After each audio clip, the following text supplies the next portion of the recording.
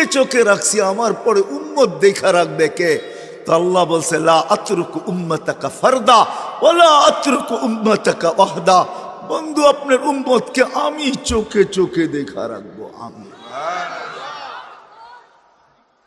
কোন রসুল যদি বুঝে আসে তাইলে বলি, প্রতি জুমার দিন ইমাম সাহেবরা সানি খুতবার ভিতরে শুরুই করে এটা দিয়া, ইন্নাল্লাহা ওয়া মালাইকাতাহু ইসাল্লুনা আলান নবী ইয়া আইয়ুহাল্লাযীনা আমানু সাল্লু আলাইহি ওয়া সাল্লিমু তাসলিমা। এইখানে আমার তিনটা প্রশ্ন জাগে আল্লাহর উপরে, তিনটা প্রশ্ন। আল্লাহ বলতেছে আমাদেরকে দুরুদ পড়তে। আমি যদি আল্লাহকে বলি আল্লাহ কয়েকদিন পরে তো আমরা মরে যাব, আপনার বন্ধুর দুরুদ শেষ। আল্লাহ বলে তুই তো দেখা যায় বড় বেউকুফ, কোরআনই পড়স নাই। তোদের আগে তো ফেরেশতাদের কথা বলছি, ফেরেশতারা পড়বে। আল্লাহকে